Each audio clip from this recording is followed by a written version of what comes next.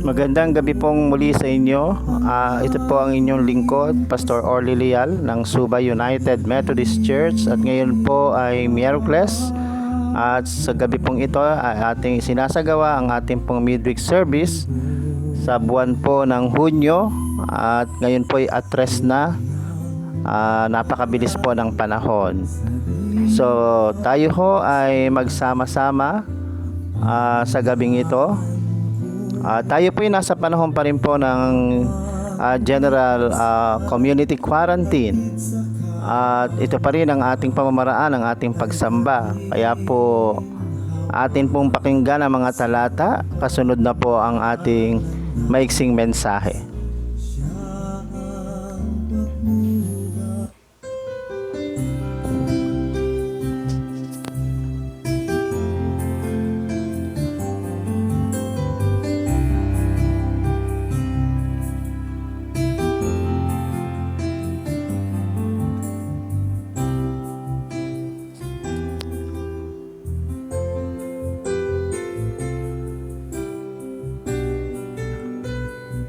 Ang atin pong aralin ngayong gabi ay matatagpuan po sa Aklat ng Mga Gawa, Kabanatang 2, 1 hanggang 21, at ito po ay mababasa natin sa salin ng Magandang Balita, Biblia. Sinasabi po sa mga aklat na ito, nagkakatipon silang lahat sa isang lugar nang sumapit ang araw ng Pentecostes. Walang ano-ano'y may ingay na nagmula sa langit, na tulad ng ugong ng malakas na hangin. At napuno nito ang bahay na kinaroroonan nila. May nakita silang parang mga dilang apoy na dumapo sa bawat isa sa kanila, at silang lahat ay napuspos ng Espiritu Santo at nagsimulang magsalita ng iba't ibang wika ayon sa ipinagkaloob sa kanila ng Espiritu. May mga debotong Hudyo noon sa Jerusalem na nagmula sa bawat bansa sa buong mundo. Nang marinig nilang ugong, nagdatingan ng maraming tao, namangha sila sapagkat nagsasalita ang mga alagad sa wika ng mga nakikinig. Sa pagkamangha at pagtataka ay kanilang nasabi, hindi ba taga Galilea silang lahat? Bakit sila nakapagsasalita ng ating wika?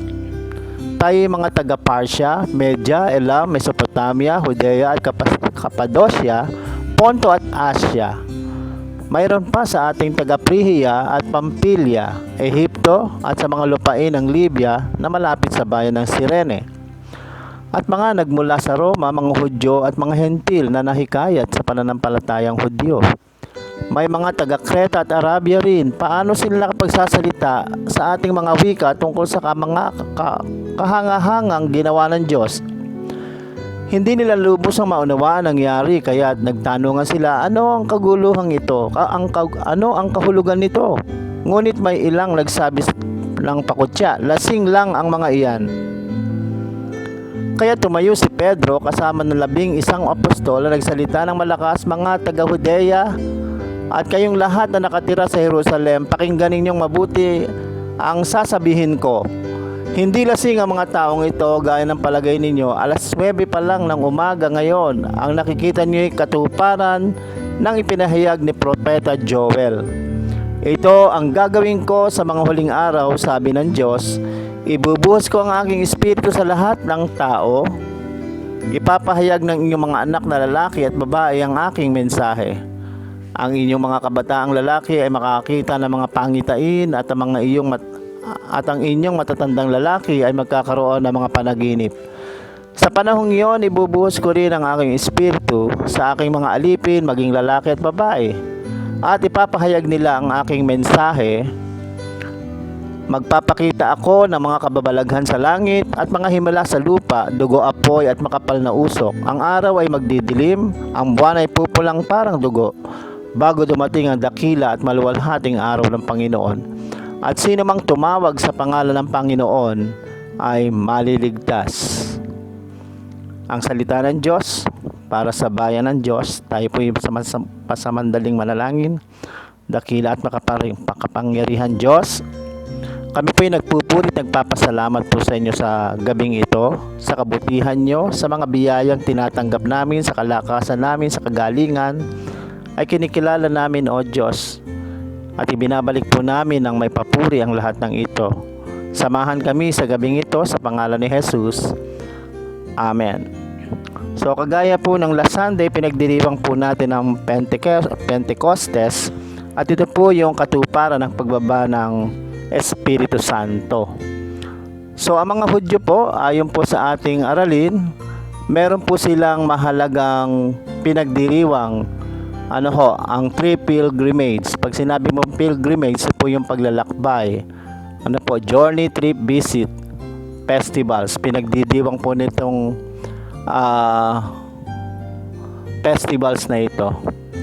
Jewish law required Jewish people to observe three pilgrimage festival. Ano po ba itong tatlong ito? Una, yung pong Passover and the Feast of Unleavened Bread. So ito nga po yung ating gugunitaan. Kaya po nagpunta si Jesus sa Jerusalem upang makipagdiwang noong pong Pasko. Pero alam naman ninyo po yun ang sumunod na mga pangyayari. So ina-obserba po ito ng mga Hudyo. At ito po ay bilang pagsunod nila sa aklat po ng Leviticus 23:4-8, Numbers 28:16-25 at Deuteronomy 16:1-8. Sa ating panahon, ito po ay pumapatak ng buwan ng Marso hanggang Abril. These were originally two festivals, but by New Testament times, the Jewish people had combined them. They celebrated the Exodus. So yun nga po, pinagdiriwang po nila yung kanilang paglaya sa kamay po ng mga sumakop sa kanila. The Feast of Weeks, pangalawa, ito nga po yung Pentecost, observed toward the end of May. Kaya nga po tayo ay nagdiwang ng May 31 or the beginning of June. So pumapasok po ngayon po June, kaya nasa week of celebration of Pentecost po tayo. Bilang pagsunod nila sa aklat po ng Leviticus 23:10-21, Deuteronomy 16:9-12, also known as the Feast of Harvest. Batay po sa Exodus 23:16, or the Day of the First Fruit, Numbers 28:26. And then yung last po, pangatlo, the Feast of Booths or Feast of Tabernacles, observed in late September or early October. Batay naman po sa pagsunod ng Leviticus 23:33-36, 39-43, Deuteronomy 16:13-15. This was a harvest of crops festival. So yan po yung tatlong mahalagang festival na kanila pong pinagdiriwang. Kaya po sila ay kung nasa malayong dako, sila po ay nagbabalik upang maglakbay at bumalik para sa kanilang bansa o bayan para makipagdiwang. So tayo po ay tumuon sa Pentecost. Sabi nga, the word Pentecost is found only in the New Testament based from the book of Acts 2 verse 1, 20, 16 and 1 Corinthians 16:8. And the Apocrypha, so ito po ay mababasa rin. So Pente is the Greek word of 5 or 50. Pentecost is commonly taught to follow Passover by 50 days. However, Leviticus 23, which appoint Jewish festival, specifies that Passover and unleavened bread are to be celebrated on the fixed date each year. First fruit is next, celebrated after the harvest starts. First fruit does not have a fixed date because the harvest must wait for the refining or ripening of the grain. Pagka yung kailangan ng anihin. Leviticus ties the Feast of Weeks to the first fruit rather than Passover, saying, "You shall count from the next day of the Sabbath, from the day that you brought the sheaf of the wave offering, 7 Sabbaths shall be completed." So yun po yung kanilang mga counting.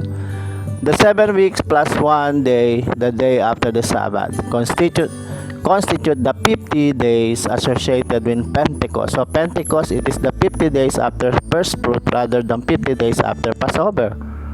The instruction in Deuteronomy are essentially the same, specifying that the Feast of Weeks is from the time you begin to put the sickle to the standing grain. You shall begin to number 7 weeks. So yun po yung kanilang mga counting, at binanggit din naman natin yung mga buwan na nakatapat po sa atin. So Pentecost, tingnan naman natin ang pagkakasulat ni Luke. At alam natin na maging ang aklat ng mga gawa ay si Luke pa rin ang sumulat. Luke wrote both the Gospel of Luke, ayan nga po sinasabi, and the Acts of the Apostles, the Gospel being the story of Jesus and Acts being the story of the early church. So pinapakita po sa aklat po ni Lucas ay ito ko yung nagpapahayag sa istorya ng ating Panginoong Hesus, at ang pagkakasulat at salin naman ni Lucas sa aklat ng mga gawa ay ito naman po yung istorya ng early church. Ito po yung mga naunang iglesia. It is unfortunate that the two books are separated in the New Testament. So makita po natin ang pagitan by the Gospel of John, because placing Acts directly after Luke would help us to see how the Acts of the Apostle picks up where the Gospel of Luke leaves off. This is significant to the story of Pentecost because the first Christian Pentecost is deeply rooted in the Gospel of Luke. We might think of the first Christian Pentecost as beginning not with the words, "Now when the day of Pentecost had come," according to Acts 1:1, but with the words of the angel to Mary, "The Holy Spirit will come on you, and the power of the Most High will overshadow you." So yun po yung naganap sa ating Panginoong Hesus at kay Maria. The Spirit responsible for the birth of Jesus. So yun nga po yung kay Maria is also responsible for the birth of the church. So kumilos ang Espiritu mula kay Maria at kumilos muli ang Espiritu sa pagsilang ng simbahan o ng first church. The birth of the church in Acts 1-2 parallels the birth of Jesus in Luke chapter 1 verse 2. So next, the gift of the Holy Spirit in Acts 2 fulfills the prophecy of John the Baptist in Luke's Gospel. He will baptize you in the Holy Spirit and in fire. So Jesus mentioned to the gift of the Holy Spirit at Pentecost. So binanggit niya po yun, yung mga gifts of the Holy Spirit when He told His disciple to wait in the city of Jerusalem until you are clothed with power from on high. Based from Luke 24:49. It also fulfills His promise that you will be baptized in the Holy Spirit not many days from now. Acts 1:5. The Spirit that fills the disciples is the same Spirit that descended upon Jesus at His baptism. So, yung pong bumaba na Espiritu ng si Jesus ay bautismohan ay the same Spirit na siyang nag-fills sa mga disciple doon po sa Acts 2:4. So, kaya natin pinag-usapan ng mga Holy Spirit. It is because we celebrate Pentecost. And the Pentecost is a festival na kung ng panahon na yon ay dumating ang banal na Espiritu Santo. Jesus began His ministry Spirit-filled, Luke 4:1, and so does the church, Acts 2:4-38. So si Jesus ay nagpasimula sa pamagitan ng puspos ng Espiritu, at gayon din ang unang iglesia, unang simbahan ng matatag ito. Jesus told the disciples not to worry about what they would say when brought before the authorities. Kung dalhin ka man sa mga otoridad, ano man ang iyong mga sasabihin, wag mo itong problemahin because the Spirit would teach them. So makikita natin ang kilos ng banal na espiritu. Siya po ay comforter, at siya po yung mga aliw, at maraming bagay, at higit sa lahat, a great teacher. So siya ay nagpapaalaala. Ano po? Kaya sabi rito, because the Spirit would teach them. Maging sa ating panalangin, ang sabi nga, hindi tayo marunong manalangin, ang Espiritu ang siyang nagtuturo. So, a prophecy that we see fulfilled in Acts, at marami po itong teksto, at yun po yung mga batayan natin patungkol sa pagkilos o gawa ng Espiritu Santo. So mga kapatid, nais natin na dalhin sa inyo na ito yung aking pinamagatan, na kung saan ay Jesus empower us through the Holy Spirit. Jesus gave us authority, and that authority was brought to us by the Holy Spirit. So tandaan natin, nung si Jesus ay bago umalis at siya ay magpaalam sa kanya mga alagad, ay sinabi naman niya na siya ay aalis, subalit iiwan niya tayo ng makakasama. Kaya nga mga kapatid, ang sabi doon, tutulungan tayo nito. Kaya sa panahon ng pangangailangan, tawagin natin ang banal na Espiritu Santo, at siya ang tutulong sa atin. So muli po, marami pong salamat. Tayo po ay magpapatuloy sa pamamagitan naman po ng ating pagbibigay ng ating mga kaloob sa ating Panginoong Diyos. Handaan natin ang ating mga kaloob upang ang ating simbahan ay may magamit sa mga pananagutan nito, at maging sa serbisyo at paglilingkod natin sa loob at sa labas ng iglesia. Tayo magbigay.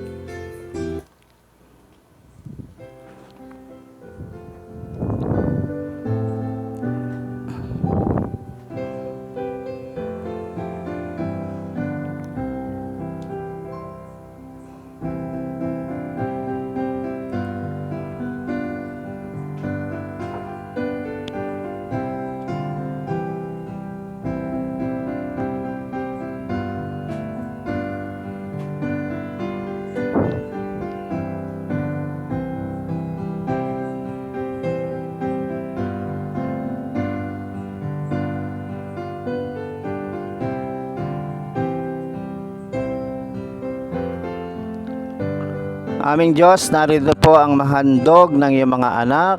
Buhat sa iyong biyaya, ibinabalik lamang po namin ng bahagi bilang pagtugon namin sa iyo, Panginoon. Tanggapin niyo po ito at maging kagalakan po sa inyo sa pangalan ni Jesus.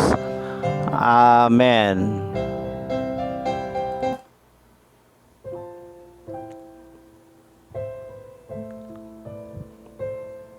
Maraming salamat po sa inyong mga kaloob. Salamat po sa patuloy na nagbibigay, nag-iipon, at binibigay sa ating treasurer. Sa himig naman po na inyong naririnig mga kapatid, ay hudyat na po upang tayo naman matapos natin makinig ng mga talata at mensahe at magkaloob, tayo naman po ay nasa isang napakalaking bahagi ng ating gawain, ang sama-sama tayong nananalangin. Alam naman natin na ang panalangin ay may kapangyarihan. At bakit ba nagtagumpay si Jesus at ang ibang mga nauna sa atin? Dahil sa panalangin. At tayo'y patuloy na tularan natin sila, at tayo manalangin ng manalangin ng manalangin walang patid, tumawag ng tumawag sa ating Diyos na makapangyarihan. Tawagan din natin ang banal na Espiritu Santo. Mga kapatid, tayo ho ay nasa panahon pa rin ng general community quarantine, at medyo limitado pa rin ang ating kilos. Medyo maluwag naman, pero kailangan natin disiplina. Hilingin natin sa Diyos na ang COVID-19 na ito ay patuloy na mapusa. Haba rin ang panahon, halos magtatatlong buwan na, ay patuloy tayong dumulog, makiusap, at hingan natin na ang Diyos na mahabag sa atin. Pagalingin ang mga COVID patient, ang mga nag-positive, ang mga PUI, PUM, ang mga frontliners, ang pamahalaan, ang pinuno, ang mamamayan, ang pagkain sa hapag. Mga kapatid, lagi natin tandaan, gayon din ang mga taga-ibang bansa. Sabi nga natin ay hanggang iwan tayo ng virus na ito. Ipanalangin din natin ang higit na nahihirapan. Ano ho, yung hindi natin alam, iba natin kababayan baka wala nang makain. At maging sensitibo rin po tayo sa paligid natin. Baka meron tayong mga kapitbahay na nahihiya lang manghingi, pero talasan natin ang ating pakiramdam. Abutan natin, tulungan natin sila. At sabi nga, anumang ginagawa natin sa kapwa ay ginagawa natin kay Jesus.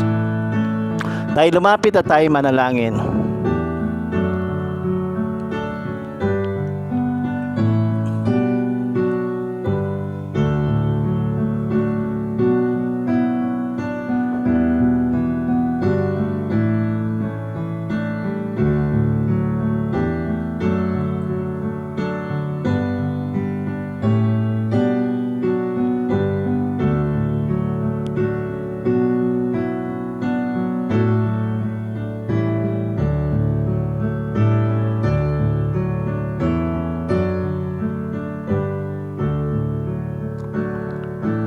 Aming Diyos na makapangyarihan, kahabagan niyo po kami.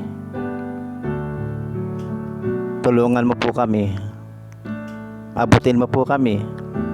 Ang aming bansa, ang lahat ng mga bansa, ang bawat pamilya, ang mga pamilya namin, Panginoon.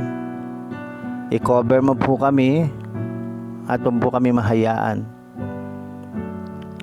I-bless niyo ang mga may sakit. I-bless niyo ang aming mga mahal sa buhay na nasa ibayong dagat. Tulungan mo po ang mga aba. Gamitin mo po kami, Panginoon. At maipahayag po namin ang aming paglilingkod sa kanila. Dinggin mo, pakinggan mo, O Diyos, ang mga panalangin namin itong pinagsama-sama sa pangalan ni Jesus. Amen.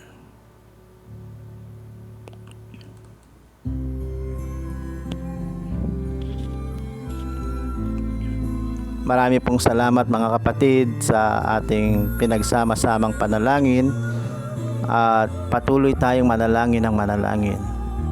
Huwag tayong magsawang tumawag sa Panginoon, Diyos natin. At ngayong panahon ay nasa panahon po tayo ng pagpapahayag ng ating mga balita ng ating iglesia. So nais nating patuloy na ipahayag mga kapatid ang ating gawain. Unang-una, ang sama-samang panalangin tuwing bago mag-almusal, bago mananghali at maghapunan. Idulog natin ang ating karaingan lalo sa panahon ng COVID or pandemya. Gayon din, bago tayo matulog, ipanalangin pa rin natin. At pagkagising natin, ipanalangin pa rin natin. Hindi lamang ang COVID na virus na ito, kundi ang lahat ng ating kailangan at lahat ng kapwa natin tao. Pangalawa, yung pong ating midweek service. Ito nga po yun, tuwing ikapito ng gabi. At ang pangatlo ay ang ating worship service sa ganap na ikasampu ng umaga, araw ng linggo. At gayon din ang aking panawagan sa atin pong online visitation with prayers. Pwede nyo po akong i-chat, magpa-schedule kayo at pwede nyo po akong i-text sa 0922-859-4339.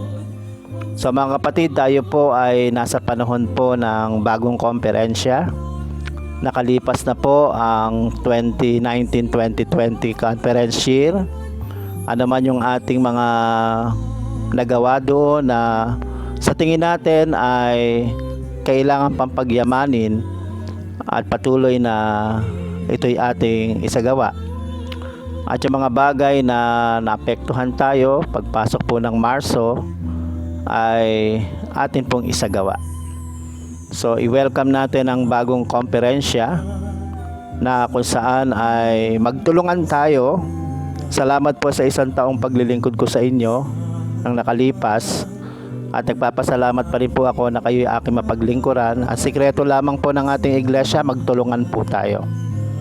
Kaya po, upang ang misyon ng ating Panginoong Jesus ay sama-sama po nating maisagawa. At patuloy tayong magpagamit na marami po tayong mailapit sa paanan ni Jesus. Mga magbabalik loob, maglilingkod para sa Kanya. So, malamang po magpulong ang atin pong pamunuan. Sa second Sunday pa naman po yun. So far, ay as is po tayo sapagkat GCQ pa rin po. At mga kapatid, konting tiis na lang. At malamang malapit na ibigay sa atin pagka po tayo ay nagkaroon na ng MGCQ, ay baka magkaroon na po tayo ng panambahin. Pag-pray po natin yon. So sa ganito pong diwa mga kapatid, salamat po sa nakinig ng mga talata at mensahe, sa nagkaloob, gayon din sa nanalangin at nakinig na mga gawain ng ating iglesia. At salamat po sa mga nagsisikap na tumugon para dito. At ngayon po mga kapatid, nagpapaalam po ang inyong lingkod. Ito po ay bago rin po yon. Salamat po sa mga kaibigan, kakilala at mga simbahang nakikinig pa rin sa atin. Mag-isa Ibayo po palang dagat. At muli po, ako po si Pastor Orly Leal na nagpapaalam po sa inyo at bumabati ng isang magandang gabi. Magkita-kita po tayo sa lalong madaling panahon. Amen po. God bless you all.